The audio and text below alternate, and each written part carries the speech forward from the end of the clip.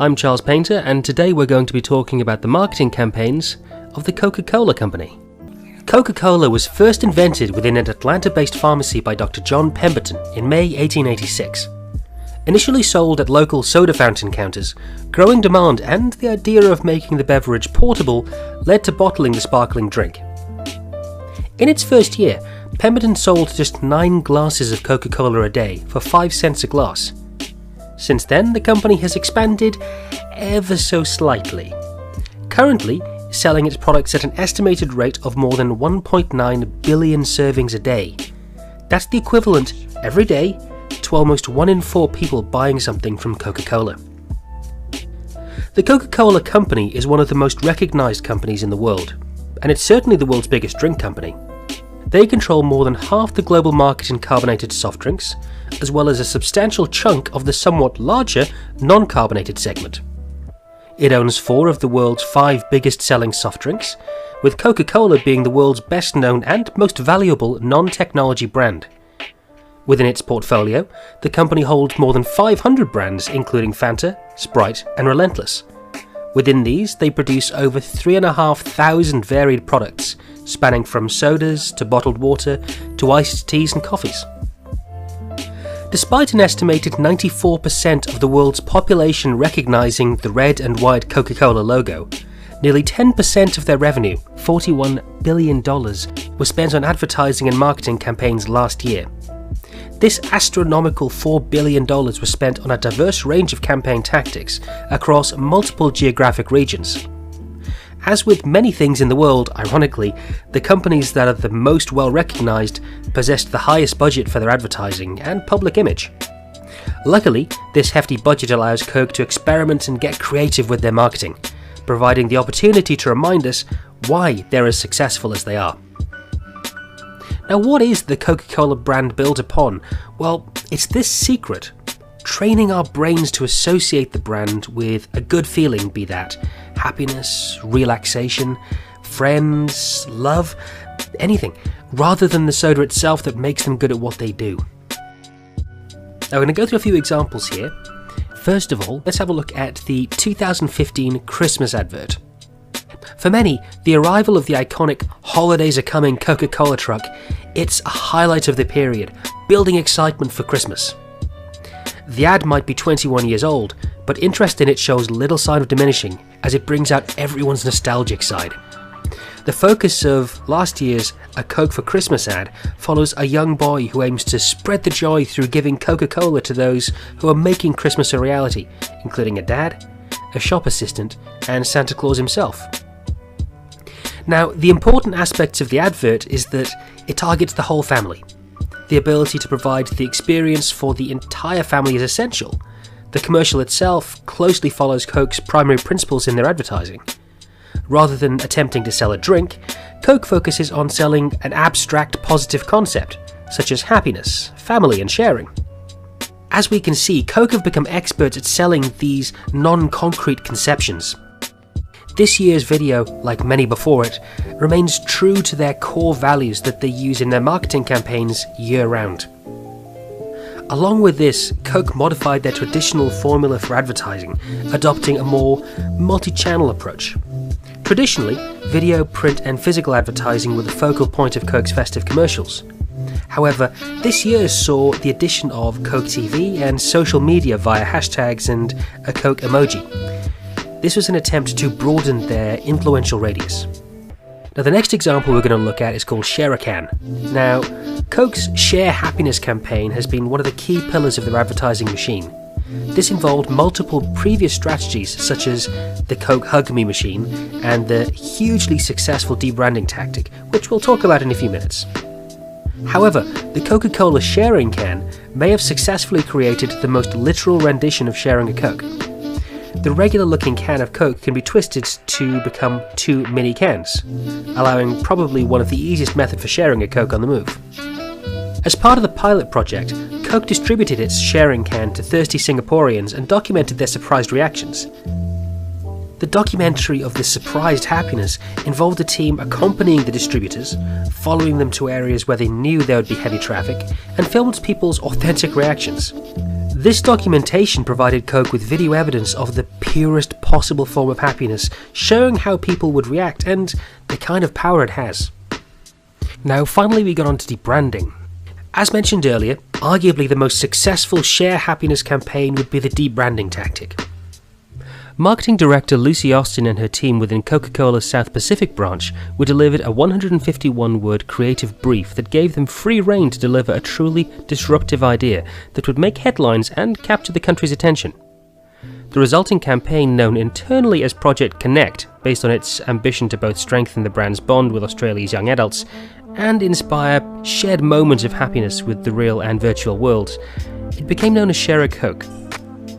The primary concept behind this was the swapping out of Coke branding on bottles and cans in favour of 150 of the most popular names in Australia, allowing Coke to reach 42% of the population.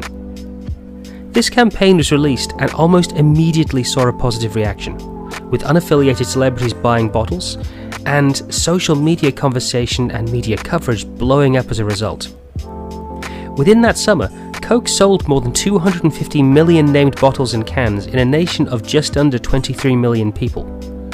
This overwhelming positive result led to the expansion of the campaign across the world, reaching more than 70 countries. As the campaign spread across the globe, over 17,000 names were used, including generic nicknames and titles such as Mom and Dad and Mate. These additional titles purposefully made the invitation more about giving a Coke to someone else rather than keeping it to yourself, and broadened the appeal and played to their core principles. The ability of such a revolutionary and notable campaign could be argued to rely solely on the ability to relate to the customer on the eye level. Lucy Austin suggests that the success derives from the use of our name, the most personal thing we possess. It's our fingerprint, our identity, in one word. It can't get much more personal than seeing our name, our own unique identifier, on a bottle of Coke. The campaign capitalized on the global trend of self-expression and sharing, but it did so in an emotional way. Coke's advertising team have released its fair share of interesting campaigns, some with more success than others, but few could be called an outright disaster, with the possible exception of New Coke. The continued pursuit of alluring and revolutionary advertising tactics by Coke is sure to assist the sales of their products worldwide, and will not be likely to go anywhere anytime soon. As you can see, Coca-Cola have shown that by engaging with their customers and not just shouting from the rooftops about how great they are, they're able to grow year on year and build a brand loyalty and a brand awareness that you just don't see in many other sectors. And it's a lesson that a lot of companies could do with learning. So, in this video, we will Coca-Cola marketing കേട്ടു അല്ലേ.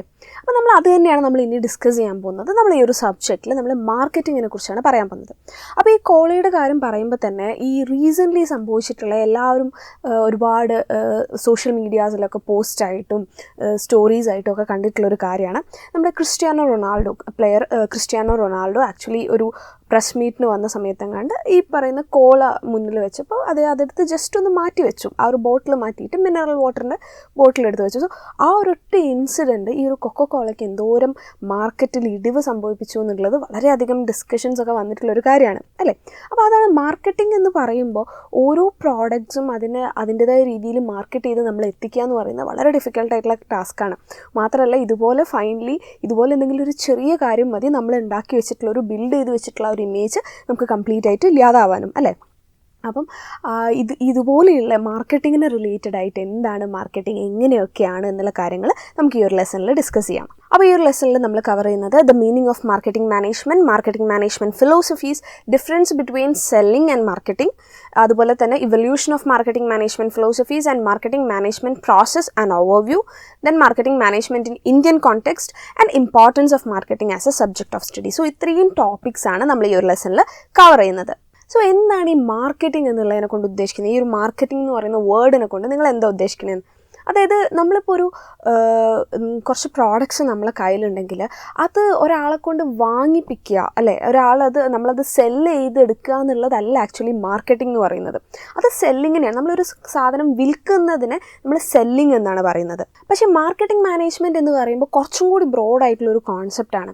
അവിടെ actually നമ്മൾ പറയുവാണെങ്കിൽ marketing മാനേജ്മെൻറ്റിനെ നമുക്കൊന്ന് define ചെയ്യണമെങ്കിൽ നമുക്കതിനെ എങ്ങനെ define ചെയ്യാൻ പറ്റും? Marketing is the performance of business activities that directs the flow of goods and services from producer to consumer or the user. അതായത് അതൊരു പെർഫോമൻസ് ഓഫ് ബിസിനസ് ആക്ടിവിറ്റീസ് ആണ്, ഒരു കാര്യമല്ല, ഒരുപാട് കാര്യങ്ങൾ അതിൻ്റെ ഇടയിൽ വരുന്നുണ്ട്. ഒരു വലിയൊരു പ്രോസസ്സ് തന്നെയാണ് മാർക്കറ്റിംഗ് എന്ന് പറയുന്നത്. അപ്പോൾ ബിസിനസ്സിൽ നമ്മളൊരു പ്രോഡക്റ്റ് ഉണ്ടാക്കുമ്പോൾ ആ ഒരു പ്രോഡക്റ്റ് ഉണ്ടാക്കി അതിൽ നിന്ന് അത് നേരെ കൺസ്യൂമർ അല്ലെങ്കിൽ അതിൻ്റെ അൾട്ടിമേറ്റ് ആയിട്ട് അത് യൂസ് ചെയ്യുന്ന ആരാണോ അവരിലേക്ക് എത്തിക്കുക എന്ന് പറയുന്ന ഒരു ഹോൾ പ്രോസസ്സാണ് ഈ മാർക്കറ്റിംഗ് എന്ന് പറഞ്ഞു വരുന്നത്. അപ്പോൾ നമ്മളൊരു പ്രോഡക്റ്റിനെ പറ്റി ചിന്തിച്ച് തുടങ്ങുമ്പോൾ തന്നെ ഈ മാർക്കറ്റിങ്ങിൻ്റെ എല്ലാ കാര്യങ്ങളും വരുന്നുണ്ട്. നമ്മളൊരു ബിസിനസ് സ്റ്റാർട്ട് ചെയ്യുന്നതിന് മുൻപ് തന്നെ അതിൻ്റെ മാർക്കറ്റ് എത്രത്തോളം ഉണ്ട്, നമ്മളൊരു പ്രോഡക്റ്റ് ഇൻട്രൊഡ്യൂസ് ചെയ്യണമെന്ന് വിചാരിക്കുമ്പോൾ തന്നെ അതിന് എത്രത്തോളം ആക്സെപ്റ്റൻസ് ഉണ്ട് ആൾക്കാരുടെ ഇടയിൽ, എത്രത്തോളം ആൾക്കാർ അതിനെ റിസീവ് ചെയ്യും, നമ്മൾ കൊടുക്കുന്ന അതേ രീതിയിൽ അവർ ആക്സെപ്റ്റ് ചെയ്യും, എത്രത്തോളം അവർ എക്സൈറ്റഡ് ആണ് ആ ഒരു പ്രോഡക്റ്റിനെ കുറിച്ചിട്ട് എന്നുള്ള കാര്യങ്ങളൊക്കെ സ്റ്റഡി ചെയ്തിട്ടേ നമ്മളൊരു മാർക്കറ്റിലേക്ക് ഇറങ്ങുള്ളൂ. സോ അവിടെ മുതൽ, അതായത് തുടക്കം മുതൽ ഒടുക്കം വരെ നീണ്ടു നിൽക്കുന്ന ഒരു വലിയൊരു പ്രോസസ്സാണ് മാർക്കറ്റിംഗ് എന്ന് പറയുന്നത്.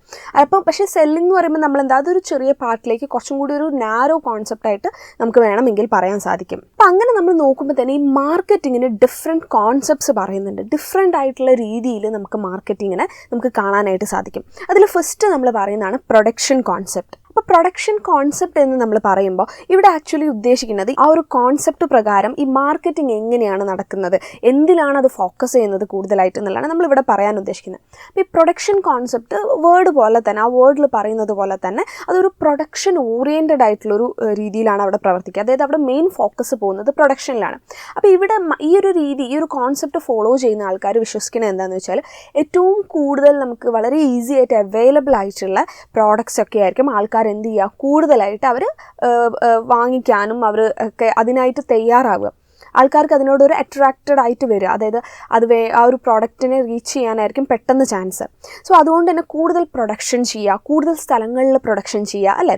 അതായത് നമ്മൾ പെട്ടെന്ന് എത്തിക്കാൻ പറ്റുക ആൾക്കാരിലേക്ക്, വളരെ കൺവീനിയൻ്റ് ആയിട്ടിരിക്കുക അവർക്ക്. അപ്പോൾ ഒരു കൺസ്യൂമേഴ്സിനെ സംബന്ധിച്ചിടത്തോളം കൺവീനിയൻസ് ഏറ്റവും ഇമ്പോർട്ടൻ്റ് ആണ്. അവർക്ക് അവരുടെ വീടിന് തൊട്ടടുത്ത് തന്നെ ഒരു കടയിൽ നിന്ന് ഒരു പ്രോഡക്റ്റ് കിട്ടുമെങ്കിൽ അവർ പിന്നെ അത് കഴിഞ്ഞ് പിന്നെ കുറച്ച് ദൂരം പോയിട്ടൊന്നും എത്ര നല്ല പ്രോഡക്റ്റാണെന്ന് പറഞ്ഞാലും അതിനൊരു ലിമിറ്റ് ഉണ്ട് അല്ലേ. നമ്മൾ എത്ര നല്ല പ്രോഡക്റ്റാണെന്ന് പറഞ്ഞാലും നമ്മൾ കുറേ ദൂരമൊക്കെ സഞ്ചരിച്ച് എന്തായാലും പോയിട്ട് മേടിക്കുക എന്നുള്ളതിന് ഒരു ലിമിറ്റ് ഉണ്ട്. അപ്പോൾ നമുക്ക് നമ്മൾ തൊട്ടടുത്ത് കിട്ടുമെങ്കിൽ പിന്നെ നമ്മൾ അങ്ങനെ ഒരു കാര്യം ഓപ്ഷൻ ചിന്തിക്കാനേ ചാൻസ് കുറവാണ്.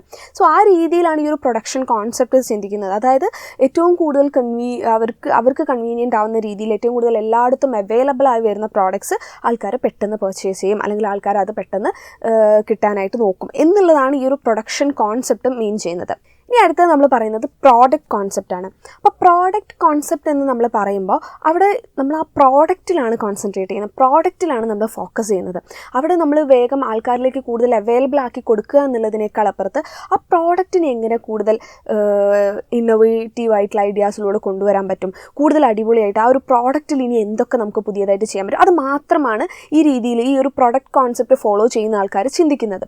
അപ്പോൾ ഇവിടെ വരുന്നൊരു പ്രശ്നം എന്താണെന്ന് വെച്ച് കഴിഞ്ഞാൽ, ഈ ഒരു പ്രോഡക്റ്റ് കോൺസെപ്റ്റ് വരുന്നൊരു ഇഷ്യൂ എന്താണെന്ന് വെച്ച് കഴിഞ്ഞാൽ പലപ്പോഴും അവർ ഈ മാർക്കറ്റിനെയോ അല്ലെങ്കിൽ മാർക്കറ്റിലുള്ള കൺസ്യൂമേഴ്സ് എന്താണ് ആഗ്രഹിക്കുന്നത് അല്ലേ, ആൾക്കാർക്ക് എന്താണ് വേണ്ടത്, അല്ലെങ്കിൽ ആൾക്കാർ എന്തിനു വേണ്ടിയാണ് അവർ ഓക്കെ ആയി നിൽക്കുന്നത്, അതായത് അവരുടെ കറണ്ട് സിറ്റുവേഷനിൽ അവർക്ക് ഏതൊക്കെ രീതിയിലുള്ള പ്രോഡക്റ്റ് യൂസ് ചെയ്യാൻ പറ്റും എന്നുള്ള കാര്യങ്ങളൊന്നും ഇവർ ചിന്തിക്കുന്നില്ല. അപ്പോൾ അതിനൊരു എക്സാമ്പിൾ നമ്മൾ പറയുകയാണ്. ഇപ്പം നോക്കിയ ഫോണൊക്കെ ഇപ്പം നിങ്ങൾക്ക് ആലോചിച്ചാൽ അറിയാം, നമുക്ക് ഒരു സമയത്ത് എന്ന് പറഞ്ഞാൽ നോക്കിയ ഫോൺ എന്ന് പറഞ്ഞാൽ വളരെ അധികം മാർക്കറ്റിൽ വളരെ വലിയ പൊസിഷനിൽ നിന്നിരുന്ന ആൾക്കാരാണ്. പക്ഷേ അതേസമയം അവർക്ക് പറ്റിപ്പോയൊരു മിസ്റ്റേക്ക് ആക്ച്വലി ഈ ഒരു പ്രോഡക്റ്റ് കോൺസെപ്റ്റ് ഫോളോ ചെയ്തു എന്നുള്ളതാണെന്ന് വേണമെങ്കിൽ നമുക്ക് പറയാൻ സാധിക്കും. കാരണം നോക്കിയ ഫോൺ എന്ന് പറയുമ്പോൾ അവർ കൂടുതൽ കോൺസെൻട്രേറ്റ് ചെയ്തത് അവരുടെ പ്രോഡക്റ്റ് വളരെ സ്ട്രോങ് ആക്കുക, അവരുടെ പ്രോഡക്റ്റ് കൂടുതലായിട്ട് ആൾക്കാരിലേക്ക് എത്തിക്കുക എന്നുള്ളത് മാത്രമായിരുന്നു. അപ്പോൾ ഈ നോക്കിയ ഫോൺ നമുക്കറിയാം, എപ്പോഴും അറിയാം, പണ്ടത്തെ ഒരു നോക്കിയ ഫോണിൻ്റെ ഒരു ക്വാളിറ്റിയും അതിനുള്ള അതെത്ര നമ്മൾ ഇതാക്കിയാലും, അതായത് എത്ര താഴെ വീണാലും ഒന്നും തന്നെ പെട്ടെന്ന് ഒന്നും സംഭവിക്കില്ല. അത്രയും ക്വാളിറ്റിയുള്ള ഫോണായിരുന്നു. പക്ഷേ അതേസമയം മാർക്കറ്റിലുള്ള ആൾക്കാർ, അതായത് കസ്റ്റമേഴ്സിന് എന്താ വേണ്ടത് എന്നുള്ളത് ആലോചിക്കാൻ അവർക്ക് സാധിച്ചില്ല. അവരുടെ ആ ഒരു സിംഗിൾ പ്രോഡക്റ്റിൽ മാത്രം ഒതുങ്ങി. അതിൽ കൂടുതൽ കൊണ്ടുവരാനുള്ള കാര്യങ്ങൾ അവർ ചെയ്തിട്ടില്ല എന്നുള്ളതാണ്. അതേപോലെ തന്നെ അപ്പോൾ അതുകൊണ്ടാണ് ഒരു സമയത്ത് നോക്കിയ ഫോൺ ഔട്ട്ഡേറ്റഡ് ആയിപ്പോയി. പിന്നെ ഇതിൻ്റെ വേറൊരു വേർഷനും ഈ പ്രോഡക്റ്റ് കോൺസെപ്റ്റ് ഭയങ്കരമായിട്ട് ഫോളോ ചെയ്യുമ്പോൾ വരുന്നത്, ഇപ്പോൾ ചില സമയത്ത് ഇപ്പോൾ നമ്മൾ ഈ ഭയങ്കരമായിട്ടുള്ള ഇന്നോവേഷൻസും കാര്യങ്ങളൊക്കെ കൊണ്ടുവരിക എന്ന് വിചാരിക്കുക. ഇപ്പോൾ ഒരു ഫോണിൽ നമ്മൾ വളരെ ലേറ്റസ്റ്റ് ആയിട്ടുള്ള, ഇപ്പോൾ നമ്മൾ ഇന്ത്യയിൽ ഇപ്പോൾ നമുക്ക് 5G ഇല്ല, നമുക്ക് 5G ഒക്കെ വരുന്നേ ഉള്ളൂ. പിന്നെ അതിലപ്പുറത്തേക്കുള്ള ഫെസിലിറ്റീസും ടെക്നോളജിക്കലായിട്ട് ടോട്ടലി നമ്മൾ ഭയങ്കര അഡ്വാൻസ്ഡ് ആയിട്ടുള്ള കൺട്രി അല്ല അല്ലേ. അതായത് പല ഡെവലപ്പിംഗ് കൺട്രീസിലും വന്നതിന് ശേഷമാണ് പല ടെക്നോളജിക്കൽ ആയിട്ടുള്ള കാര്യങ്ങളും നമ്മൾ ഇന്ത്യയിലേക്ക് എത്തുന്നത്. അപ്പോൾ നമ്മൾ ഇന്ത്യയിലേക്ക് അതിനനുസരിച്ചുള്ള ടെക്നോളജീസ് എത്തിയതിന് ശേഷം മാത്രമേ ആ അഡ്വാൻസ്ഡ് ആയിട്ടുള്ള ടെക്നോളജി അനുസരിച്ചുള്ള പ്രോഡക്റ്റ്സ് ഇവിടെ ഇറക്കിയിട്ട് കാര്യമുള്ളൂ. അല്ലാതെ ഇവിടെ ഉള്ള ഒരു ടെക്നോളജീനേക്കാൾ അപ്പുറത്തുള്ള, അതായത് വളരെ അഡ്വാൻസ്ഡ് ആയിട്ടുള്ള ടെക്നോളജി ആവശ്യമുള്ള പ്രോഡക്ട്സ് ഇന്ത്യയിൽ നേരത്തെ കൊണ്ടുവന്ന് ഇറക്കി കഴിഞ്ഞാൽ അവിടെ കൺസ്യൂമേഴ്സിന് അത് യൂസ് ചെയ്യാൻ പറ്റില്ല. അവരതിന് ട്രെയിൻഡ് അല്ല, അവർക്ക് അറിയില്ല ആ പ്രോഡക്റ്റ് യൂസ് ചെയ്യാനായിട്ട്. അപ്പോൾ അങ്ങനെയും കുറേ ഇഷ്യൂസ് വരാറുണ്ട്. അപ്പോൾ അതായത് ഇവർ കംപ്ലീറ്റ്ലി പ്രോഡക്റ്റിൽ മാത്രം കോൺസെൻട്രേറ്റ് ചെയ്യുക ചെയ്യുന്നത്. അപ്പോൾ അതിനിങ്ങനെ കുറേ നെഗറ്റീവ്സും നമുക്ക് വരുന്നുണ്ട്. ഇനി അടുത്തതായിട്ട് പറയുന്നത് സെല്ലിംഗ് കോൺസെപ്റ്റാണ്. സെല്ലിംഗ് കോൺസെപ്റ്റ് എന്ന് പറയുമ്പോൾ അവിടെ അവർ വിശ്വസിക്കുന്നത്, ഈ ഒരു സെല്ലിംഗ് കോൺസെപ്റ്റിൽ പറയുന്നത്, കസ്റ്റമേഴ്സ് ഒരു പ്രോഡക്റ്റ് മേടിക്കണമെങ്കിൽ അവർ അത്രയും നമ്മൾ അവരെ ഇൻഡ്യൂസ് ചെയ്യണം, അവരത്രയും പറഞ്ഞ് അവരെ അത്രയും എന്താ പറയുക കൺവിൻസ്ഡ് ആക്കി എടുത്താൽ മാത്രമേ അവർ ആ പ്രോഡക്റ്റ് മേടിക്കുള്ളൂ എന്നുള്ള രീതിയിലാണ് ഈ ഒരു സെല്ലിംഗ് കോൺസെപ്റ്റിൽ കാര്യങ്ങളെ കാണുന്നത്. സോ അതുകൊണ്ട് തന്നെ ഈ ഒരു പ്രോഡക്റ്റിനെ അവരിലേക്ക് എത്തിക്കുക, അവരെ പറഞ്ഞ് മനസ്സിലാക്കി അത് മേടിപ്പിക്കുക എന്നുള്ളതാണ് ഈ ഒരു സെല്ലിംഗ് കോൺസെപ്റ്റിൽ അവർ ചെയ്യുന്നതും.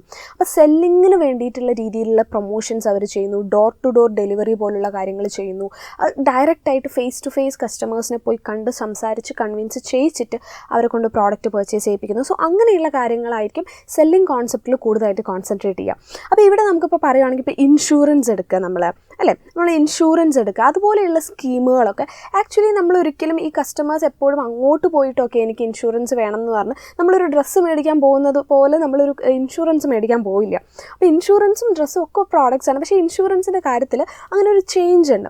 സോ അപ്പം അവിടെ എന്താ വേണ്ടത്, കസ്റ്റമേഴ്സിൻ്റെ അടുത്തേക്ക് ചെന്ന് അവരെ പറഞ്ഞ് കൺവിൻസ് ചെയ്യിച്ചിട്ട് വേണം അവരെ കൊണ്ട് അതെന്ത് ചെയ്യുക, ആ ഒരു പ്രോഡക്റ്റ് പർച്ചേസ് ചെയ്യിപ്പിക്കാനായിട്ട്. സോ അതാണ് ഇവിടെ പറയുന്നത്, സെല്ലിങ് ചെയ്യുക, സെല്ലിങ്ങിൽ നമ്മൾ കോൺസെൻട്രേറ്റ് ചെയ്യുക, നമ്മൾ പ്രൊമോഷൻ ആയിട്ടുള്ള വർക്കുകളൊക്കെ ചെയ്തു കൊടുക്കുക, എക്സ്ട്രാ ഫെസിലിറ്റീസും കാര്യങ്ങളൊക്കെ ചെയ്തു കൊടുക്കുക, എക്സ്ട്രാ ആയിട്ട് അവർക്ക് എന്തെങ്കിലും ഈ പ്രോഡക്റ്റ് നിങ്ങൾ പർച്ചേസ് ചെയ്യുമ്പോൾ നിങ്ങൾക്ക് ഇന്ന കാര്യങ്ങൾ എന്നൊക്കെ പറഞ്ഞ് സമ്മതിപ്പിച്ച് മനസ്സിലാക്കിച്ച് കൺവിൻസ് ചെയ്യിച്ചിട്ട് നമ്മൾ ആ പ്രോഡക്റ്റ് അവരെ കൊണ്ട് പർച്ചേസ് ചെയ്യിപ്പിക്കുക. അതുപോലെ തന്നെ ഇതിൻ്റെ ഒരു എക്സ്റ്റൻഷനായിട്ട് വരുന്ന ഒന്നാണ് മാർക്കറ്റിംഗ് കോൺസെപ്റ്റ് എന്ന് പറയുന്നത്. അപ്പോൾ മാർക്കറ്റിങ്ങിൻ്റെ തന്നെ നമ്മൾ ഡിഫറെൻറ്റ് കോൺസെപ്റ്റ്സ് പറയുന്നുണ്ട്. അപ്പോൾ ആ ഡിഫറെൻറ്റ് കോൺസെപ്റ്റ്സിൽ 5 ഡിഫറെൻറ്റ് കോൺസെപ്റ്റ്സ് നമുക്കുണ്ട്. അതിൽ തന്നെ ഒരെണ്ണത്തിന് നമ്മൾ മാർക്കറ്റിംഗ് കോൺസെപ്റ്റ് എന്ന് തന്നെയാണ് പറയുക.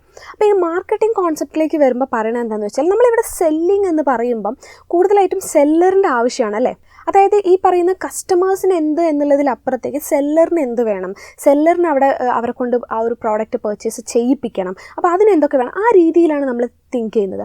പക്ഷേ നമ്മൾ മാർക്കറ്റിംഗ് കോൺസെപ്റ്റിലേക്ക് വരുമ്പോൾ നമ്മൾ അവിടെ നോക്കുന്നത് കസ്റ്റമേഴ്സിനെയാണ്. കസ്റ്റമേഴ്സിന് എന്ത് വേണം, അവരെന്തിനാണ് നോക്കുന്നത്, അതായത് ഇപ്പോൾ ഒരു കസ്റ്റമർ അവർ പുതിയതായിട്ട് എന്ത് കിട്ടണം എന്നാണ് അവർ ആഗ്രഹിക്കുന്നത് എന്നുള്ളത് മനസ്സിലാക്കിയിട്ട് ഒരു പ്രോഡക്റ്റിനെ മാർക്കറ്റിലേക്ക് കൊണ്ടുവരിക എന്നുള്ളതാണ് ഈ ഒരു മാർക്കറ്റിംഗ് കോൺസെപ്റ്റിൽ പറയുന്നത്. അതായത് മാർക്കറ്റിംഗ് കോൺസെപ്റ്റ് അനുസരിച്ച് നമ്മൾ ഇവിടെ എന്ന് പറഞ്ഞാൽ കസ്റ്റമർ സാറ്റിസ്ഫാക്ഷനാണ് ഏറ്റവും ഇമ്പോർട്ടൻ്റ് ആയിട്ടുള്ള കാര്യം. കസ്റ്റമറിനെ നമുക്ക് എങ്ങനെ സാറ്റിസ്ഫൈ ചെയ്തെടുക്കാൻ പറ്റും, കസ്റ്റമറിനെയാണ് അവിടെ ഒരു കിങ് ആയിട്ട് കാണുന്നത്. കസ്റ്റമറിന് എന്ത് വേണം എന്നുള്ള കാര്യങ്ങളാണ് അവരവിടെ ശ്രദ്ധിക്കുന്നത്.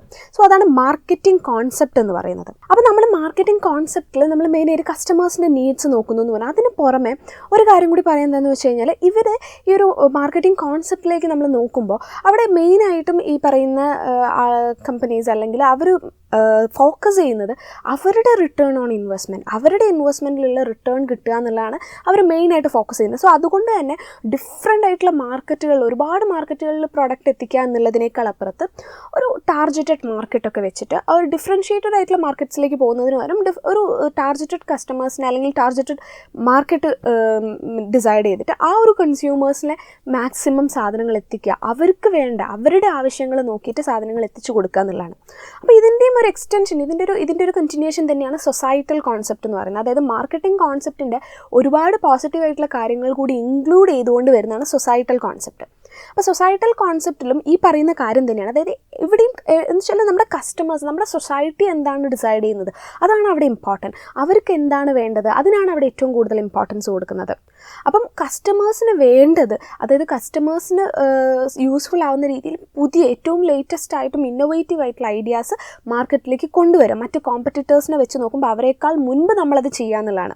ഓക്കെ, മറ്റുള്ള കോമ്പറ്റീറ്റേഴ്സിൻ്റെ അടുത്തൊന്നും ഇല്ലാത്ത ഫെസിലിറ്റീസ് അടക്കമുള്ള പ്രോഡക്ട്സ് നമ്മൾ എത്തിച്ചു കൊടുക്കുക എന്നുള്ളതാണ്, അതായത് കസ്റ്റമേഴ്സിൻ്റെ ആവശ്യം അനുസരിച്ച്. അപ്പോൾ ഇവിടെ ആക്ച്വലി നമുക്ക് കമ്പനീസിന് എന്തുണ്ട്, അവർ മെയിനായിട്ട് കമ്പനീസിൻ്റെ എയിം എന്ന് പറയുന്നത് പ്രോഫിറ്റ് മാക്സിമൈസേഷൻ ആണ്. പക്ഷേ സൊസൈറ്റൽ കോൺസെപ്റ്റിൽ പറയുന്നത് എന്താ വെച്ചാൽ പ്രോഫിറ്റ് മാക്സിമൈസേഷൻ മാത്രമല്ല, നമ്മുടെ പ്രോഫിറ്റ് മാക്സിമൈസേഷൻ എന്ന് പറയുന്ന ഒരു ഗോളും അതിനോടൊപ്പം കസ്റ്റമർ സാറ്റിസ്ഫാക്ഷൻ എന്ന് പറയുന്ന ഗോളും മാച്ചായി നിൽക്കണം എന്നുള്ളതാണ്. അതായത് ഒരേ സമയം കമ്പനിക്ക് പ്രോഫിറ്റ് മാക്സിമൈസ് ചെയ്യാൻ പറ്റണം, അതേസമയം കമ്പനിക്ക് അവരുടെ കൺസ്യൂമേഴ്സിൻ്റെ അവരുടെ സാറ്റിസ്ഫാക്ഷനും കൂടി ഉണ്ടാക്കിയെടുക്കാനായിട്ട് സാധിക്കണം. ആൻഡ് ഇവിടെ വരുമ്പോൾ ഇവിടെ നമുക്ക് മാർക്കറ്റിംഗ് എന്ന് പറയുന്ന കാര്യം കുറച്ചും കൂടി സോഷ്യലി അക്കൗണ്ടബിൾ ആയിട്ട് വരികയാണ്.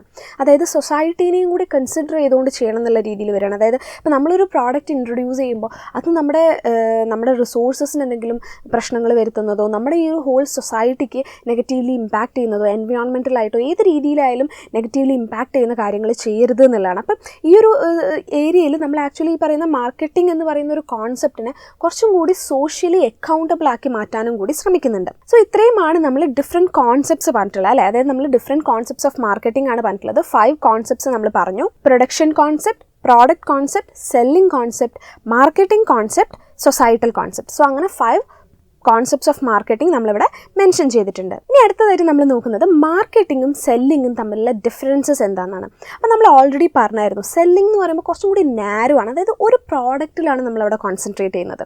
നമുക്ക് ഒരു പ്രോഡക്റ്റ് നമ്മളെ കയ്യിലുണ്ട്, അതെങ്ങനെയെങ്കിലുമൊക്കെ കസ്റ്റമേഴ്സിലേക്ക് എത്തിക്കുക, അവരെ കൊണ്ട് കൺവിൻസ് ചെയ്ത് പർച്ചേസ് ചെയ്യിപ്പിക്കുക എന്നുള്ളതാണ്. ആ ഒരു പ്രോഡക്റ്റിൽ കംപ്ലീറ്റ് ഫോക്കസ് അവിടെ കൊടുക്കുന്നുണ്ട്. പക്ഷേ നമ്മൾ മാർക്കറ്റിങ്ങിലേക്ക് വരുമ്പോൾ നമ്മൾ എന്താ ചെയ്യുന്നത്, നമ്മൾ അതിൽ കൂടുതൽ കസ്റ്റമേഴ്സിൻ്റെ നീഡ്സ് എന്താണ്, കസ്റ്റമേഴ്സിൻ്റെ വാണ്ട്സ് എന്താണ് എന്നുള്ള കാര്യത്തിൽ നമ്മൾ ഫോക്കസ് ചെയ്യുന്നു. അപ്പോൾ സെല്ലിങ്ങിൽ നമ്മൾ നമ്മുടെ കയ്യിലുള്ള പ്രോഡക്റ്റിൽ ഫോക്കസ് ചെയ്യുന്നു, മാർക്കറ്റിങ്ങിൽ നമ്മൾ കസ്റ്റമേഴ്സിൻ്റെ ആവശ്യങ്ങൾ എന്താണ് എന്നുള്ളതിൽ ഫോക്കസ് ചെയ്യുന്നു. അപ്പോൾ ഈ ഒരു കാര്യത്തിൽ തന്നെ നമ്മൾ നോക്കുമ്പോൾ ഇവിടെ സെല്ലിങ്ങിൽ ആക്ച്വലി കമ്പനി എന്താ ചെയ്യുന്നത്, ആദ്യം പ്രോഡക്റ്റ് മാനുഫാക്ചർ ചെയ്യുന്നു ആൻഡ് ദെൻ അതിൻ്റെ സെല്ലിങ്ങിനെ കുറിച്ച് അവർ ആലോചിക്കുന്നു, ഇതിനെങ്ങനെ സെല്ല് ചെയ്തെടുക്കാം. പക്ഷേ മാർക്കറ്റിങ്ങിൽ എന്താണ്, ആദ്യം ഇത് നേരിട്ട് മാനുഫാക്ചറിങ്ങിലേക്ക് അല്ല പോകുന്നത്, ആദ്യം അവർ ആലോചിക്കുന്നത് കസ്റ്റമറിന് എന്താണ് വേണ്ടത്, അത് മനസ്സിലാക്കിയിട്ടാണ് അതിൻ്റെ മാനുഫാക്ചറിങ്ങിലേക്ക് പോകുന്നത്. അപ്പം സെല്ലിങ്ങിൽ അവിടെ ഒരു മാനേജ്മെൻറ്റ് എന്ന് പറയുന്നത് ആക്ച്വലി സെയിൽസ് വോളിയത്തിന് ഓറിയൻറ്റ് ചെയ്തിട്ടാണ്. നമ്മൾ എത്ര സെല്ല് ചെയ്തു, നമ്മൾ എത്ര ഗുഡ്സ് സെല്ല് ചെയ്തു എന്നുള്ളതാണ് അവിടെ മെയിനായിട്ട് ഫോക്കസ് ചെയ്യുന്നത്. പക്ഷേ ഇവിടെ നമ്മൾ മാർക്കറ്റിങ്ങിൽ വരുമ്പോൾ നമുക്ക് എത്ര പ്രോഫിറ്റ് ഏൺ ചെയ്യാൻ പറ്റി, കസ്റ്റമറിന് വേണ്ട ഒരു പ്രോഡക്റ്റ് നമ്മൾ എത്തിച്ചു കൊടുക്കും, നമുക്ക് ഉറപ്പായിട്ടും നമുക്കതിൽ നല്ലൊരു രീതിയിൽ അവരുടെ അടുത്ത് നല്ലൊരു പോസിറ്റീവ് റെസ്പോൺസും കിട്ടുന്നു, അതിലൂടെ നമുക്ക് എത്ര പ്രോഫിറ്റ് ഏൺ ചെയ്യാൻ പറ്റി, അതാണ് നമ്മൾ മാർക്കറ്റിങ്ങിൽ നോക്കുന്നത്. പിന്നെ സെല്ലിങ്ങിൻ്റെ കാര്യത്തിലേക്ക് നമ്മളിപ്പോൾ പ്ലാനിങ് ചെയ്യുവാണെങ്കിൽ, ഇങ്ങനെ സെല്ലിങ്ങിൻ്റെ കാര്യത്തിലൊക്കെ പ്ലാൻസ് ഒക്കെ നമ്മൾ സെറ്റ് ആക്കുമ്പോൾ എല്ലാം ഷോർട്ട് റൺ ആയിരിക്കും അല്ലേ. അതായത് നമ്മുടെ കയ്യിലുള്ള പ്രോഡക്റ്റ്സ് ഇത്രയുണ്ട്, ഇത് എങ്ങനെയൊക്കെ സെല്ല് ചെയ്യണം, അത്രയും ഒരു ടൈം പീരീഡിലേക്കുള്ളത് മാത്രമേ ഉള്ളൂ. പക്ഷേ മാർക്കറ്റിംഗ് അങ്ങനെയല്ല, നമ്മൾ ഒരു ലോങ് ടേം ആയിട്ടാണ് നമ്മൾ ഒരു എന്ത് പ്രോഡക്റ്റ് ഇൻട്രൊഡ്യൂസ് ചെയ്യണം എന്നൊരു ഡിസിഷൻ, എന്നൊരു ബേസിക് ഐഡിയ നമ്മൾ ഉണ്ടാക്കിയെടുക്കുന്നത് മുതൽ ഒരു ലോങ് ടേം ആയിട്ട് അതിനെ എങ്ങനെ മാർക്കറ്റിൽ സർവൈവ് ചെയ്യിക്കാം എന്നുള്ള രീതിയിലാണ് നമ്മളവിടെ പ്ലാനിങ് ഒക്കെ നടക്കുന്നത്. അപ്പോൾ നമ്മൾ സെല്ലിങ്ങിൽ, അതുകൊണ്ട് തന്നെ സെല്ലിങ്ങിൽ നമ്മൾ എന്താണ്, നമ്മൾ കറൻ്റ്ലി നമ്മുടെ കയ്യിലുള്ള ടെക്നോളജീസ് എന്താണ്, കറൻ്റ്ലി നമ്മുടെ കയ്യിൽ അവൈലബിൾ ആയിട്ട് എന്താണ്, അതിൽ മാത്രമേ നിൽക്കുന്നുള്ളൂ, അത്രയേ ഉള്ളൂ അവിടെ. പക്ഷേ മാർക്കറ്റിങ്ങിലേക്ക് വരുമ്പോൾ നമ്മൾ അങ്ങനെയല്ല, നമ്മൾ ഫ്യൂച്ചറാണ്, നമ്മളെപ്പോഴും ഫ്യൂച്ചറിനെ കണ്ടുകൊണ്ടിരിക്കുകയാണ്, നമ്മൾ പുതിയ പുതിയ ഇന്നോവേഷൻസ് കൊണ്ടുവരാൻ ശ്രമിക്കുകയാണ്, പുതിയ ടെക്നോളജീസ് ഇൻട്രൊഡ്യൂസ് ചെയ്യാൻ വേണ്ടി ശ്രമിക്കുകയാണ്. അപ്പോൾ അതാണ് മാർക്കറ്റിങ്ങിൽ വരുന്നത്. അപ്പോൾ മാർക്കറ്റിംഗ് ആക്ച്വലി വളരെ ബ്രോഡായിട്ടുള്ളൊരു കോൺസെപ്റ്റാണ്. അപ്പോൾ അതുകൊണ്ട് തന്നെ ഇവിടെ സെല്ലിങ്ങിലെന്ന് പറയുമ്പോൾ ആ ഒരു പ്രോഡക്റ്റിൻ്റെ പ്രൈസിനെ ഡിറ്റർമിൻ ചെയ്യുന്നത് എന്താണ്, അതിൻ്റെ കോസ്റ്റാണ്. ആ പ്രോഡക്റ്റ് ഉണ്ടാക്കാനായിട്ട് എത്ര കോസ്റ്റ് വന്നു അത് അതിൻ്റെ പ്രൈസായിട്ട് വരുന്നു, അതിനോടുകൂടി ഒരു പ്രോഫിറ്റൊക്കെ ആഡ് ചെയ്തിട്ട് അതിൻ്റെ പ്രൈസ് വരുന്നു എന്നുള്ളതാണ്. പക്ഷേ മാർക്കറ്റിങ്ങിലേക്ക് നമ്മൾ കടക്കുമ്പോൾ അവിടെ ആക്ച്വലി നമ്മളൊരു പ്രോഡക്റ്റിൻ്റെ പ്രൈസ് ഡിസൈഡ് ചെയ്യുന്നത് അതിൻ്റെ ടോട്ടൽ കോസ്റ്റ് മാത്രം നോക്കിയിട്ടല്ല, അതിൻ്റെ ഡിമാൻഡ് ആൻഡ് സപ്ലൈ നമ്മൾ നോക്കും. ഡിമാൻഡ് എത്രത്തോളം ഉണ്ട്, കസ്റ്റമേഴ്സ് എത്രത്തോളം ആ പ്രോഡക്റ്റിനെ ആവശ്യപ്പെടുന്നുണ്ട് എന്നുള്ളത് നോക്കിയിട്ടായിരിക്കും അതിൻ്റെ പ്രൈസ് ഫിക്സ് ചെയ്യുന്നത്. ഓക്കെ, അപ്പോൾ അതിൻ്റെ പ്രൈസ് ഇപ്പോൾ വളരെയധികം ഡിമാൻഡുള്ള പ്രോഡക്റ്റ് ആണെങ്കിൽ അതിന് നല്ല പ്രൈസ് ചിലപ്പം കൂടാൻ ചാൻസ് ഉണ്ട്, ഡിമാൻഡ് വളരെ കുറവുള്ള പ്രോഡക്റ്റ് ആണെങ്കിൽ അതിന് പ്രൈസ് കുറയാനും ചാൻസ് ഉണ്ട്. അപ്പോൾ ബേസിക്കലി നമ്മൾ നോക്കുമ്പോൾ സെല്ലിങ്ങിൽ നമുക്ക് കസ്റ്റമർ എന്ന് പറയുന്നത് വലിയ ഇമ്പോർട്ടൻ്റ് ആയിട്ടുള്ള കാര്യമൊന്നുമല്ല, നമ്മൾ മെയിനായിട്ട് പ്രോഡക്റ്റിൽ ഫോക്കസ് ചെയ്യുന്നത്. ആൻഡ് ലാസ്റ്റ് തിങ് ആണ് നമുക്ക് കസ്റ്റമർ, എങ്ങനെയെങ്കിലും അത് കസ്റ്റമറിൻ്റെ കയ്യിൽ എത്തിക്കുക എന്നുള്ളത് മാത്രമേ ഉള്ളൂ, അതിലപ്പുറത്തേക്ക് കസ്റ്റമറിന് അവിടെ ഒരു റോളും ഇല്ല. പക്ഷേ മാർക്കറ്റിങ്ങിലേക്ക് നമ്മൾ കടക്കുമ്പോൾ അവിടെ കസ്റ്റമറാണ് നമ്മുടെ കിങ്, കസ്റ്റമർ സാറ്റിസ്ഫാക്ഷനാണ് നമ്മൾ ഏറ്റവും ഇമ്പോർട്ടൻ്റ് ആയിട്ടുള്ള കാര്യം. സോ ഇതാണ് ഈ ഒരു മാർക്കറ്റിങ്ങും സെല്ലിങ്ങും തമ്മിലുള്ള ഡിഫറൻസ്. ഇനി അടുത്തതായി നമ്മൾ നോക്കുന്നത് ഈ പറയുന്ന മാർക്കറ്റിംഗ് മാനേജ്മെൻറ്റ് ഫിലോസഫീസ് എല്ലാം തന്നെ എങ്ങനെയാണ്, അതിൻ്റെ ഒരു ഇവല്യൂഷൻ എങ്ങനെയാണ്, അത് എവിടെ നിന്ന് തുടങ്ങി എങ്ങനെയാണ് അത് ഓരോന്നും വന്നുകൊണ്ടിരിക്കുന്നതെന്നാണ്.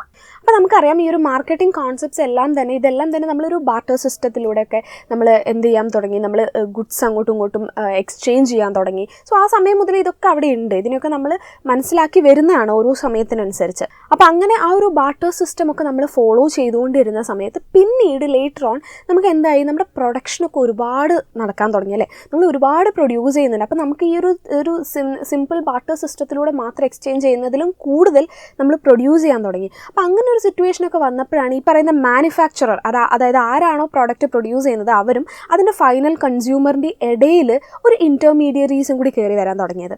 അപ്പോൾ ഇൻ്റർമീഡിയറീസ് വന്നത് എന്തിനാണ്, ഈ പറയുന്ന പ്രൊഡ്യൂസറിൻ്റെ കയ്യിൽ പ്രൊഡ്യൂസർ ഒരുപാട് പ്രൊഡ്യൂസ് ചെയ്യുന്നുണ്ട്, അപ്പോൾ അതിൽ നിന്ന് അത് ഓരോന്നും എടുത്ത് കസ്റ്റമേഴ്സിലേക്ക് എത്തിക്കുക എന്നുള്ളതാണ് ഈ ഒരു ഇൻ്റർമീഡിയറീസ് ചെയ്തിട്ടുള്ളത്. അപ്പോൾ അതിൽ തന്നെ ആദ്യമൊക്കെ ജസ്റ്റ് ഇൻ്റർമീഡിയറീസ് ഇടയിൽ വന്നതേ ഉള്ളൂ. പക്ഷേ പിന്നീട് എന്തായെന്ന് വെച്ചാൽ ഈ പ്രൊഡ്യൂസ് ചെയ്യുന്ന ക്വാണ്ടിറ്റി ഓഫ് ഗുഡ്സിനെ കംപ്ലീറ്റ്ലി നമുക്ക് അപ്പം തന്നെ സെയിൽ ചെയ്ത് ആൾക്കാരിലേക്ക് എത്തിക്കാൻ സാധിക്കാതെയായി. കാരണം അത്രയും ആൾക്കാർ അവിടെ ഡിമാൻഡ് വരുന്നില്ല. അപ്പോൾ നമുക്ക് കുറച്ചൊക്കെ നമ്മൾ എന്ത് ചെയ്യണം, നമ്മൾ സ്റ്റോർ ചെയ്തിട്ട് അടുത്ത സീസൺ ആകുമ്പോൾ, അടുത്ത അതിനൊരു സീസണായിട്ട് ആൾക്കാരുടെ ഡിമാൻഡ് വരുന്ന സമയത്ത് നമ്മൾ അതിനെ സെയിൽ ചെയ്യണം എന്നുള്ള സിറ്റുവേഷനൊക്കെ വന്നു. സോ അങ്ങനെ ഒരു സിറ്റുവേഷൻ വന്നപ്പോൾ എന്തായി, നമ്മൾ ഈ ഇടയിൽ വന്നിട്ടുള്ള ഈ ഒരു ഇൻ്റർമീഡിയറീസ് ജസ്റ്റ് ഇടയിൽ നിന്ന് ആ ഒരു ഏജൻസി പോലെ നിന്ന് അങ്ങോട്ടും ഇങ്ങോട്ടും സെയിലൊക്കെ നടത്തി കൊടുക്കുന്നതിന് പുറമെ അവരെന്ത് ചെയ്തു, പ്രൊഡ്യൂസറിൻ്റെ കയ്യിൽ നിന്ന് ആ ഗുഡ്സിൻ്റെ അവർ ഉണ്ടാക്കുന്ന പ്രോഡക്ട്സിൻ്റെ ഡയറക്റ്റ് ഓണർഷിപ്പ് അവരങ്ങ് മേടിക്കാൻ തുടങ്ങി. എന്നിട്ട് അവർ വീണ്ടും എന്ത് ചെയ്യും, എന്നിട്ട് ആ ഒരു ഓണർഷിപ്പ് മേടിച്ചിട്ട് എന്നിട്ട് അവരത് ടൈം ആകുമ്പോൾ അവർ തന്നെ സ്റ്റോർ ചെയ്ത് ടൈം ആകുമ്പോൾ കൺസ്യൂമേഴ്സിലേക്ക് എത്തിക്കും. സോ ആ രീതിയിലേക്കൊക്കെ ഇങ്ങനെ മാർക്കറ്റ് പതിയെ നമ്മുടെ മാർക്കറ്റിങ്ങിൻ്റെ റിലേറ്റഡ് ആയിട്ടുള്ള നമ്മുടെ ബിസിനസ് പതിയെ മാറി തുടങ്ങുമായിരുന്നു. പിന്നീടാണ് നമുക്ക് ഈ പറയുന്ന ഇൻഡസ്ട്രിയൽ റവല്യൂഷനും അതുപോലെ തന്നെ ഈ പറയുന്ന ടെക്നോളജീസിലൊക്കെ ഒരുപാട് അഡ്വാൻസ്മെൻറ്റും കമ്മ്യൂണിക്കേഷനിലൊക്കെ ഒരുപാട് അഡ്വാൻസ്മെൻറ്റൊക്കെ വന്നിട്ടുള്ളത്. അതായത് ഒരുപാട് പുതിയ ഐഡിയാസും കാര്യങ്ങളൊക്കെ വന്നു. സോ അങ്ങനെ വന്നതോടുകൂടി നമ്മൾ എന്തായി, നമുക്ക് കുറച്ചും കൂടി എളുപ്പമായി, കാര്യങ്ങൾ ചെയ്യാനായിട്ട് കുറച്ചും കൂടി എളുപ്പമായി. സോ ആ ഒരു സമയത്ത് നമ്മൾ കൂടുതലും ഫോക്കസ് ചെയ്തിട്ടുള്ളത് പ്രൊഡക്ഷൻ കോൺസെപ്റ്റിലായിരുന്നു. അതായത് കൂടുതൽ പ്രൊഡ്യൂസ് ചെയ്യുക, കൂടുതൽ പ്രോഡക്ട്സ് പ്രൊഡ്യൂസ് ചെയ്യുക, എല്ലായിടത്തേക്കും എത്തിക്കുക. കാരണം നമുക്ക് ട്രാൻസ്പോർട്ട് ചെയ്യാനൊക്കെ പല വഴികളെത്തി. അപ്പോൾ നമ്മൾ പതിയെ ആ രീതിയിൽ എല്ലാവരിലേക്ക് എത്തിക്കുക, കമ്മ്യൂണിക്കേഷന് പറ്റുന്നുണ്ട്. സോ നൈസായിട്ട് അത് എത്തിക്കുക എന്നുള്ളതായിരുന്നു അപ്പോൾ ഉള്ളൊരു ഇതെന്ന് പറയുന്നത്. പിന്നീട് ലേറ്റർ ഓൺ നമ്മൾ എന്തിലേക്ക് മാറി, പ്രോഡക്റ്റ് കോൺസെപ്റ്റിലേക്ക് മാറി. ആ പ്രോഡക്റ്റ് കോൺസെപ്റ്റിലേക്ക് വന്നത് എപ്പോഴാണ്, ഈ ഒരു കോമ്പറ്റീഷൻ വരാൻ തുടങ്ങി. മാർക്കറ്റിൽ ഭയങ്കരമായിട്ടുള്ള കോമ്പറ്റീഷൻ വരാൻ തുടങ്ങി. ഒരുപാട് പേര് പ്രൊഡ്യൂസ് ചെയ്യുന്നു. അപ്പോൾ എല്ലാവർക്കും അവർ പ്രൊഡ്യൂസ് ചെയ്യുന്ന പ്രോഡക്ട്സ് കംപ്ലീറ്റ്ലി സെല്ല് ചെയ്യാൻ പറ്റാത്തൊരു സിറ്റുവേഷൻ വന്നു.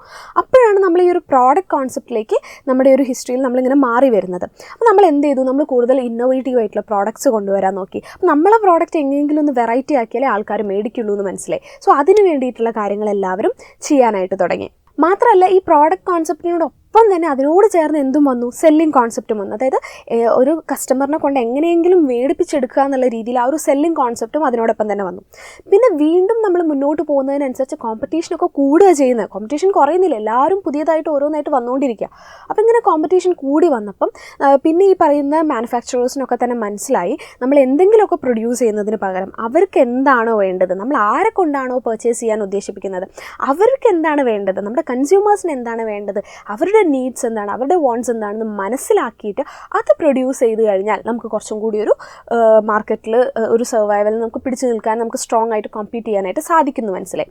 സോ അങ്ങനെ അവരെന്തിലേക്ക് മാറി, മാർക്കറ്റിംഗ് കോൺസെപ്റ്റിലേക്കും എത്തി. ആൻഡ് ഫൈനലി അവരങ്ങനെ മാർക്കറ്റിംഗ് കോൺസെപ്റ്റിലെത്തി, കസ്റ്റമേഴ്സിന് വേണ്ട കാര്യങ്ങൾ എത്തിക്കാനൊക്കെ തുടങ്ങി.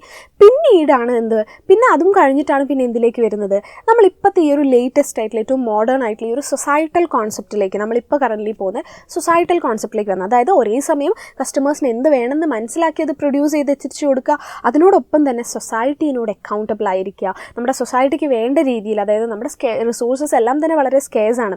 ശരിക്കും പറഞ്ഞാൽ നമ്മൾ വളരെ ലിമിറ്റഡ് ആയിട്ട് നോക്കിയും കണ്ടും അത് ഉപയോഗിക്കണം എന്നുള്ളതാണ്. അപ്പോൾ ആ രീതിയിൽ നമ്മൾ എൻവയോൺമെൻറ്റ് എല്ലാം കൺസിഡർ ചെയ്തുകൊണ്ട് സൊസൈറ്റിനോട് അക്കൗണ്ടബിൾ ആയി നിൽക്കുന്ന രീതിയിൽ നമ്മൾ പ്രൊഡക്ഷൻ ചെയ്യുക എന്നുള്ള രീതിയിലേക്ക് നമ്മൾ പിന്നെ എത്തി. അപ്പോൾ നമ്മൾ ഈ പഠിച്ചിട്ടുള്ള 5 കോൺസെപ്റ്റ്സും 5 ലെവൽസാണ്. അതായത് നമ്മൾ ഇത് ഓരോന്നും 1, 2, 3, 4, 5 എന്ന് പറഞ്ഞിട്ട് ആ 5 ലെവൽസിലൂടെ നമ്മൾ കടന്നു വന്നതുപോലെയാണ്. ആൻഡ് ഫൈനലി നമ്മളിപ്പോൾ സൊസൈറ്റൽ കോൺസെപ്റ്റിൽ നമ്മൾ എത്തി നിൽക്കുകയാണ്.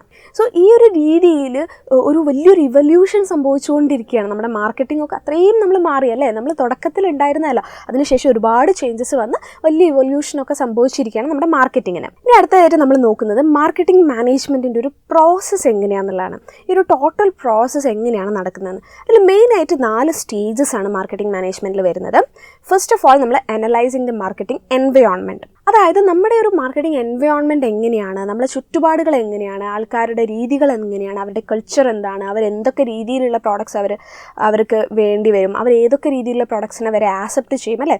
കാരണം ഓരോ ഇപ്പോൾ കൺട്രീസ്, നമ്മൾ ഡിഫറെൻറ്റ് കൺട്രീസ് എടുത്ത് നോക്കിയാൽ, ഡിഫറെൻറ്റ് സ്റ്റേറ്റ്സ് എടുത്ത് നോക്കിയാൽ, ഈവൻ ഡിഫറെൻറ്റ് ഡിസ്ട്രിക്ട്സ് എടുത്ത് നോക്കിയാൽ തന്നെ ഈ കൾച്ചറലായിട്ടൊക്കെ നമുക്ക് കുറേ കുഞ്ഞു ചേഞ്ചസും കാര്യങ്ങളൊക്കെ വരാറുണ്ട് അല്ലേ. സോ ആ ചേഞ്ചസ് ഒക്കെ മനസ്സിലാക്കി ഈ പറയുന്ന നോർമലി നമ്മുടെ കസ്റ്റമേഴ്സൊക്കെ എന്തിനെ പ്രിഫർ ചെയ്യുന്നു എന്നുള്ള കാര്യങ്ങളൊക്കെ മനസ്സിലാക്കുക എന്നുള്ളതാണ് ഫസ്റ്റ് സ്റ്റേജ്. ആൻഡ് ദെൻ അതിൻ്റെ ബേസിസിൽ നമ്മൾ എന്ത് ചെയ്യുക, നല്ലൊരു ടാർഗറ്റ് മാർക്കറ്റ് നമ്മൾ സെലക്ട് ചെയ്യുക. അതായത് നമ്മൾ ഇൻട്രൊഡ്യൂസ് ചെയ്യാൻ ഉദ്ദേശിക്കുന്ന പ്രോഡക്റ്റ് എന്താണ്. ഇപ്പം ഞാൻ ഇൻട്രൊഡ്യൂസ് ചെയ്യാൻ ഉദ്ദേശിക്കുന്നത് ഇപ്പോൾ ഈ ഡ്രസ്സാണ്. ഇപ്പോൾ ഡ്രസ്സിൻ്റെ ആണ് ഞാൻ ഉദ്ദേശിക്കണമെങ്കിൽ ഞാൻ ഈ പറയുന്ന കുറച്ച് വളരെ മോഡേൺ ആയിട്ടുള്ള ഡ്രസ്സസ് ആണോ, അല്ലെങ്കിൽ അതായത് ബുട്ടീക്സ് പോലെയാണോ, അല്ലെങ്കിൽ ഒരു നോർമൽ ഒരു കുറച്ചുകൂടി സിമ്പിളായിട്ടുള്ള രീതിയിലുള്ളതാണോ ഞാൻ നോക്കുന്നത്. സോ ഞാൻ ഈ നോക്കുന്ന ഒരു ടാർഗറ്റ് മാർക്കറ്റ് അതിനനുസരിച്ചുള്ളതായിരിക്കണം. അപ്പം നമ്മൾ വളരെ റൂറൽ ആയിട്ടുള്ളൊരു ഏരിയയിൽ പോയിട്ട് നമ്മൾ ഈ പറയുന്ന പോലെ ജംപ് സ്യൂട്ട്സും ഒക്കെ കൊണ്ട് കൊടുത്തു കഴിഞ്ഞാൽ അവരത് പെട്ടെന്ന് അങ്ങ് ആക്സെപ്റ്റ് ചെയ്യണമെന്നില്ല. അപ്പോൾ അവരുടെ ഒരു രീതി മനസ്സിലാക്കി അവർക്ക് എന്ത് വേണമെന്ന് നമ്മൾ മനസ്സിലാക്കിയിട്ട് വേണം ചെയ്യാനായിട്ട്. ഓക്കെ, അപ്പോൾ അതുകൊണ്ടാണ് ആദ്യം നമ്മൾ അനലൈസ് ചെയ്യണം. നമ്മുടെ മാർക്കറ്റ്സ് എല്ലാം നമ്മൾ അനലൈസ് ചെയ്തിട്ട് അതിൽ നമ്മുടെ ടാർഗറ്റ് മാർക്കറ്റ് എന്താണ്, ഏത് ആൾക്കാർ നമ്മൾ ഇപ്പോൾ നമ്മളെ പ്രോഡക്റ്റ്സ് ഡിഫറെൻറ്റ് സ്റ്റേജസ് ആൾക്കാർക്കുള്ളതായിരിക്കും. അതായത് ഇപ്പോൾ കുട്ടികളെ ഫോക്കസ് ചെയ്യുന്നതാണോ വലിയവരെ ഫോക്കസ് ചെയ്യുന്നതാണോ, അതൊക്കെ നോക്കിയിട്ട് വേണം നമ്മളൊരു ടാർഗറ്റ് മാർക്കറ്റ് നമ്മൾ ഡിസൈഡ് ചെയ്യാൻ. അപ്പോൾ ടാർഗറ്റ് മാർക്കറ്റ് സെലക്ട് ചെയ്യുമ്പോൾ തന്നെ അവിടെ വീണ്ടും കുറേ കാര്യങ്ങൾ വരുന്നുണ്ട്. അതായത് ഫസ്റ്റ് ഓഫ് ഓൾ നമ്മൾ ഈ ഒരു ടാർഗറ്റ് മാർക്കറ്റ് സെലക്ട് ചെയ്യാൻ വേണ്ടിയിട്ട് മാർക്കറ്റർ എന്ത് ചെയ്യും, ഈ ഒരു മാർക്കറ്റിനെ ഡിഫറെൻറ്റ് സെഗ്മെൻറ്റ്സ് ആയിട്ട് ഡിവൈഡ് ചെയ്യും. അതായത് നമ്മൾ ഓരോ കാര്യത്തിനും ഒരേ രീതിയിൽ റെസ്പോണ്ട് ചെയ്യുന്ന ആൾക്കാർ എന്നുള്ള രീതിയിലൊക്കെ നോക്കി നമ്മൾ ഡിഫറെൻറ്റ് സെഗ്മെൻറ്റ്സ് ആയിട്ട് ഈ മാർക്കറ്റിനെ വീണ്ടും ഡിവൈഡ് ചെയ്യും. എന്നിട്ട് അതിൽ നമുക്ക് നിൽക്കാൻ പറ്റുന്ന, നമുക്ക് സ്ട്രോങ് ആയിട്ട് നിൽക്കാൻ പറ്റുന്ന, നമുക്ക് നമ്മുടെ പ്രോഡക്റ്റിനെ ഒരു ലോങ് ടേം ആയിട്ട് സർവൈവൽ കൊണ്ടുവരാൻ പറ്റുന്ന ഒരു ഏരിയയിലേക്ക് നമ്മൾ ടാർഗറ്റ് ചെയ്യുന്നു. അതിനാണ് നമ്മൾ മാർക്കറ്റ് ടാർഗറ്റിംഗ് എന്ന് പറയുന്നത്. ആൻഡ് ഫൈനലി അതും കൂടി ചെയ്ത് കഴിഞ്ഞാൽ പിന്നീട് നമ്മൾ ചെയ്യുന്നത് മാർക്കറ്റ് പൊസിഷനിങ് ആണ്.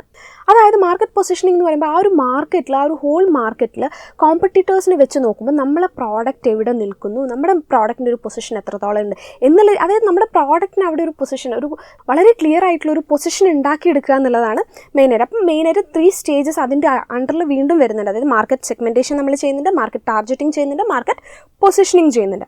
ആൻഡ് ആഫ്റ്റർ ദാറ്റ് നമ്മൾ പോകുന്നത് ഡെവലപ്പിംഗ് ദ മാർക്കറ്റിംഗ് മിക്സ്. അപ്പോൾ ഇതിൻ്റെയൊക്കെ ബേസിസിൽ മാർക്കറ്റൊക്കെ നമ്മൾ ഫിക്സ് ചെയ്ത് കഴിഞ്ഞിട്ട് നമ്മൾ എന്ത് ചെയ്യുന്നു, മാർക്കറ്റിംഗ് മിക്സ് ഡെവലപ്പ് ചെയ്യുന്നു. അപ്പം മാർക്കറ്റിംഗ് മിക്സ് എന്ന് പറയുന്നത് എന്താണ്? മാർക്കറ്റിംഗ് മിക്സ് എന്ന് പറയുന്നത് നമുക്ക് കൺട്രോൾ ചെയ്യാൻ പറ്റുന്ന, കൺട്രോളബിൾ ആയിട്ടുള്ള മാർക്കറ്റിംഗ് വേരിയബിൾസ് അല്ലെങ്കിൽ മാർക്കറ്റിംഗ് ആക്ടിവിറ്റീസിനെ, അതായത് ഈ ഫേമിന് യൂസ് ചെയ്യാൻ പറ്റുന്ന വേരിയബിൾസിനെ നമ്മൾ മാർക്കറ്റിംഗ് മിക്സ് എന്ന് പറയും. സോ ഈ മാർക്കറ്റിംഗ് മിക്സിനെ നമ്മൾ പ്രോപ്പറായിട്ട് യൂസ് ചെയ്തുകൊണ്ട് നമുക്ക് എന്ത് ചെയ്യാൻ പറ്റും, മാർക്കറ്റിൻ്റെ പല കാര്യങ്ങളും ചേഞ്ചസ് ഒക്കെ വരുത്തി എടുക്കാനൊക്കെ ഫേമിന് സാധിക്കും. സോ മാർക്കറ്റിംഗ് മിക്സിൽ മെയിനായിട്ട് നമുക്ക് 4 മാർക്കറ്റിംഗ് മിക്സിൽ മെയിനായിട്ട് 4 വേരിയബിൾസ് ആണ് വരുന്നത്. അപ്പോൾ ഫിലിപ്പ് കോട്ട്ലർ പറഞ്ഞിട്ടുള്ള 4 P's ഉണ്ട് നമുക്ക്. അതിനാൽ നമ്മൾ 4 P's ഓഫ് മാർക്കറ്റിംഗ് എന്നാണ് ഈ മാർക്കറ്റിംഗ് മിക്സിനെ പറയുക. അതിൽ പ്രോഡക്റ്റ് ഉണ്ട്, അതായത് നമ്മളെ പ്രോഡക്റ്റ് എന്താണ്, നമ്മൾ എന്ത് സാധനമാണ് കസ്റ്റമേഴ്സിലേക്ക് എത്തിക്കുന്നത്, ദെൻ അതിൻ്റെ പ്രൈസ്, നമ്മൾ ഏത് പ്രൈസിലാണ്, അതിൻ്റെ നമ്മൾ റീസണബിൾ ആയിട്ട് കസ്റ്റമേഴ്സിന് തോന്നുന്ന രീതിയിലായിരിക്കണം അതിൻ്റെ പ്രൈസ് എന്ന് പറയുന്നത്. പിന്നെ പ്രൊമോഷൻ, അതായത് നമ്മൾ ഈ ഒരു പ്രോഡക്റ്റിനെ ഏത് രീതിയിലാണ് കസ്റ്റമേഴ്സിലേക്ക് നമ്മൾ എന്ത് ചെയ്യുന്നത്, കമ്മ്യൂണിക്കേറ്റ് ചെയ്യുന്നത്, എത്രത്തോളം നമ്മൾ അഡ്വർടൈസ്മെൻറ്റ്സ് ചെയ്യുന്നുണ്ട്, ഏത് രീതിയിൽ നമ്മൾ അവരിലേക്ക് അതിനെ എത്തിക്കുന്നു എന്നുള്ളത്. ആൻഡ് ഫൈനലി ഫിസിക്കൽ ഡിസ്ട്രിബ്യൂഷൻ എന്ന് പറയുമ്പോൾ പ്രോഡക്റ്റിനെ നമ്മൾ അവരിലേക്ക് എത്തിക്കുക, ഡെലിവറി ചെയ്ത് കൊടുക്കുക. അപ്പോൾ ഈ ഒരു പ്രോഡക്റ്റിൽ നിന്ന് കസ്റ്റമറിലേക്ക് എത്തുന്ന ആ ഒരു ഏരിയനെയാണ് നമ്മൾ ഫിസിക്കൽ ഡിസ്ട്രിബ്യൂഷനിൽ പറയുന്നത്. ആൻഡ് ഫൈനലി നമ്മൾ അടുത്ത സ്റ്റേജിൽ 4th സ്റ്റേജ് പറയുന്നത് ഇംപ്ലിമെൻറ്റിംഗ് ആൻഡ് കൺട്രോളിങ്. അതായത് നമ്മളിപ്പോൾ ഇവിടെ സെറ്റാക്കി കൊണ്ടുവന്നിട്ടുള്ളൊരു പ്ലാൻ ഉണ്ട്. നമ്മൾ മാർക്കറ്റ് ഫിക്സ് ചെയ്തു, നമ്മൾ പ്രോഡക്റ്റ് ഫിക്സ് ചെയ്തു, പ്രോഡക്റ്റിൻ്റെ പ്രൈസ്, പ്രൊമോഷൻ, ഫിസിക്കൽ ഡിസ്ട്രിബ്യൂഷൻ കാര്യങ്ങളൊക്കെ നമ്മൾ ഡിസിഷൻസ് എടുത്തു. ആൻഡ് ദെൻ അതിനെ നമ്മൾ ഇംപ്ലിമെൻറ്റ് ചെയ്യുന്നു. എന്നിട്ട് അതിനെ പ്രോപ്പറായിട്ട് മോണിറ്റർ ചെയ്തുകൊണ്ട് അതിന് വേണ്ട രീതിയിലുള്ള കൺട്രോളിങ്ങും കാര്യങ്ങളൊക്കെ അതിൽ ചെയ്യുക എന്നുള്ളതാണ്. അപ്പോൾ ഇത്രയുമാണ് ഈ പറയുന്ന മാർക്കറ്റിങ്ങിൻ്റെ സ്റ്റേജസ് എന്ന് പറയുന്നത്. Analysing the marketing environment, selecting the target market, developing the marketing mix, and then implementing and controlling. ഇനി അടുത്തതായിട്ട് നമ്മൾ നോക്കുന്നത് നമ്മുടെ മാർക്കറ്റിംഗ് മാനേജ്മെൻറ്റ് നമ്മൾ ഇന്ത്യൻ കോണ്ടെക്സ്റ്റിൽ നമ്മൾ നോക്കുകയാണെങ്കിൽ എങ്ങനെയായിരുന്നു എന്നുള്ളതാണ്. അപ്പോൾ നമ്മൾ ഇന്ത്യയുടെ കാര്യം നമ്മൾ നോക്കുകയാണെങ്കിൽ നമുക്കറിയാം ലോങ് ബാക്ക് ഇവിടെ ബ്രിട്ടീഷ് ഗവൺമെൻറ് ആയിരുന്നു ഭരിച്ചിരുന്നത് അല്ലേ. ഇന്ത്യയിൽ കാര്യങ്ങളൊക്കെ ചെയ്തത് ബ്രിട്ടീഷ് ഗവൺമെൻറ്റിൻ്റെ ഒരു അധിനിവേശം നടന്നിട്ടുള്ള സമയങ്ങളുണ്ട്.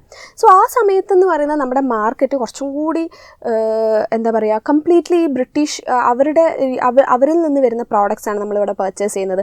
അങ്ങനെ ഒരു കൺട്രോൾഡ് ആയിട്ടുള്ള രീതിയിലായിരുന്നു അപ്പോൾ പോയിക്കൊണ്ടിരുന്നത്.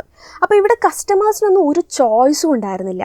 അവരെന്ത് തരുന്നു അത് പർച്ചേസ് ചെയ്യുക എന്നുള്ളതായിരുന്നു നമ്മുടെ ഒരു സിറ്റുവേഷൻ എന്ന് പറയുന്നത്. സോ ആ രീതിയിലാണ് നമ്മൾ പോയിട്ടുള്ളത്. അപ്പോൾ അതിനെ നമുക്ക് നമ്മുടെ ഫസ്റ്റ് ഫേസ് ആയിട്ട് പറയാം.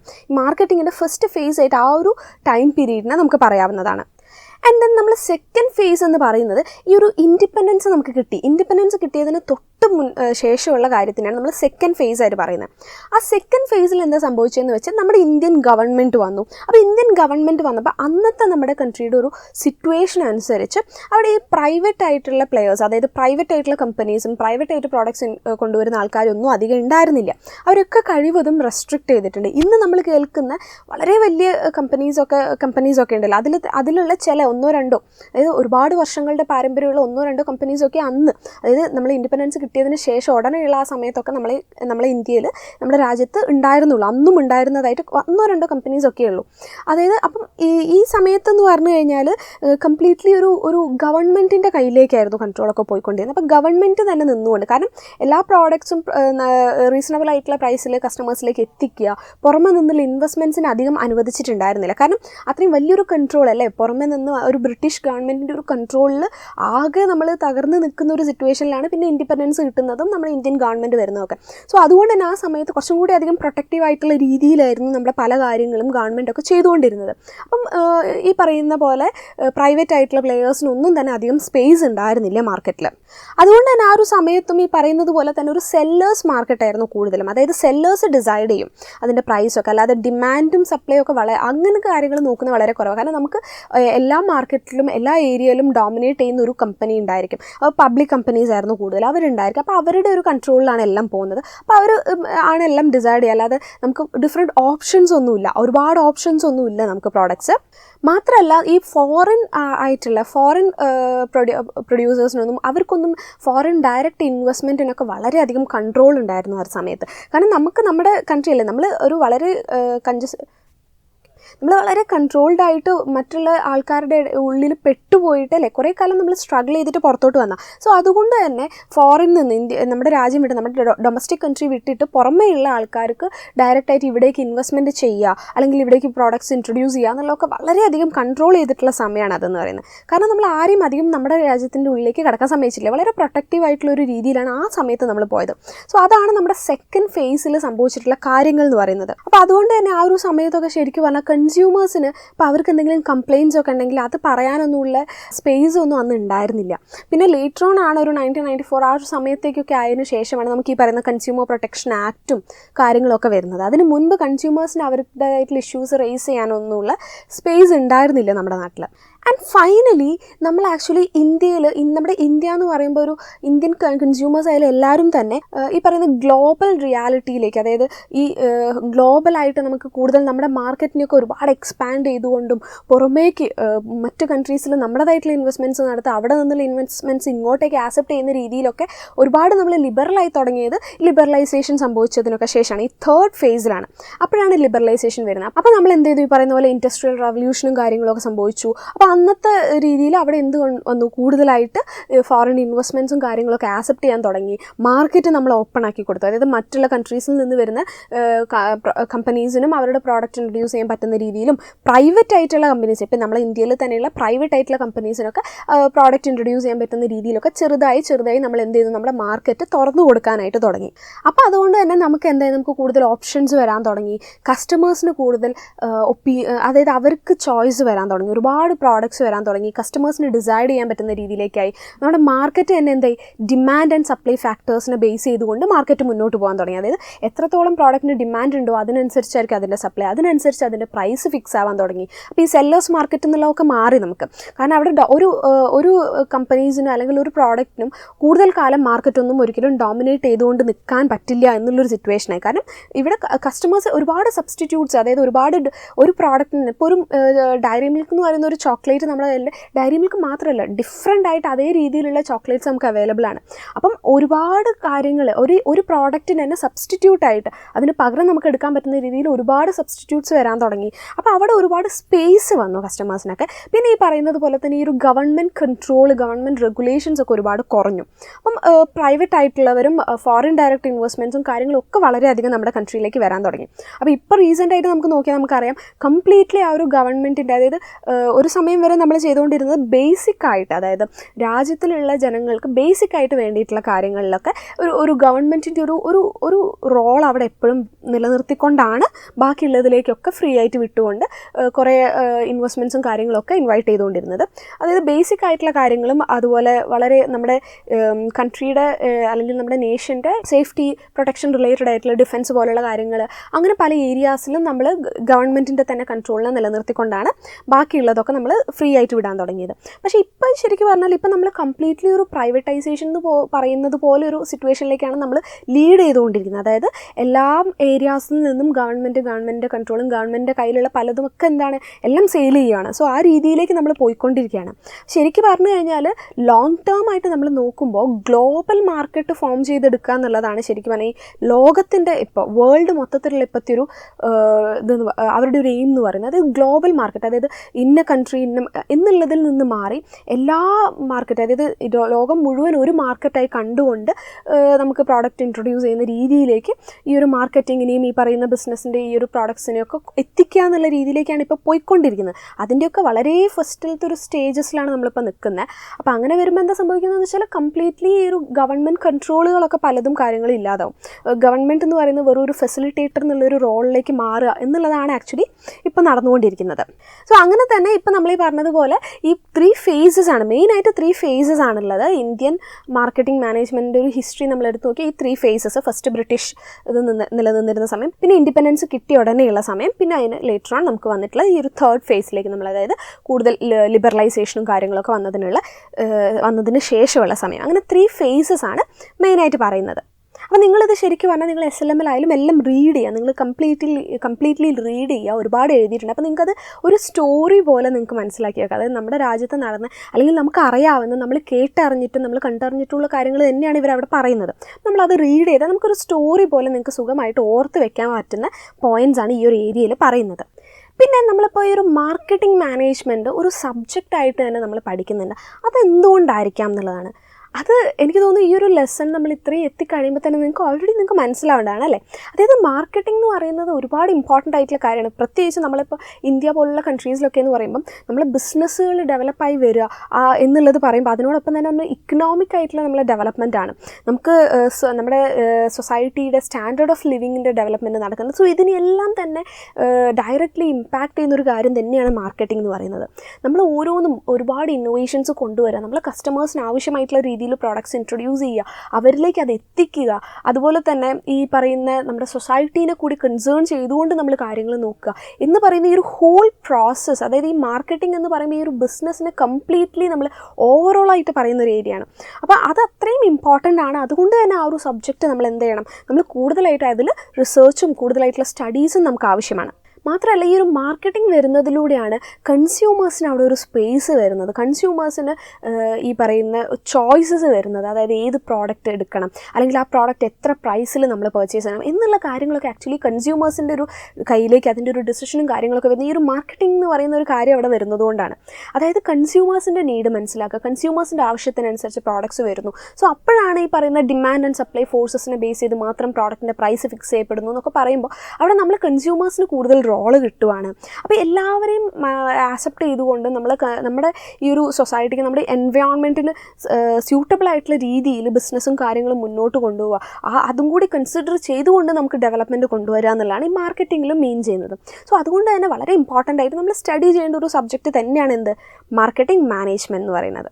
So that was all about this lesson. ഈ ഒരു ലെസണിൽ നമ്മൾ മാർക്കറ്റിംഗ് മാനേജ്മെൻറ്റ് എന്താണെന്നുള്ളതും അതിൻ്റെ ഒരു ഇൻട്രൊഡക്ഷൻ നമുക്ക് കിട്ടി അല്ലേ. അപ്പോൾ ഇതിന് നമുക്ക് കൂടുതലായിട്ട് മാർക്കറ്റിംഗ് റിലേറ്റഡ് ആയിട്ടുള്ള കാര്യങ്ങൾ കാര്യങ്ങൾ വരുന്ന ലെസൺസിലെല്ലാം തന്നെ നോക്കാം. സോ ഈ ലെസണിൽ നമ്മൾ കവർ ചെയ്തിട്ടുള്ളത് meaning of marketing management philosophies, difference between selling and marketing, then evolution of marketing management process and overview, then marketing management in Indian context and importance of marketing as a subject of study. So please go through IGNOU self-learning materials, value-added notes, Exampedia, and also don't forget to attend your objective test. Thank you so much.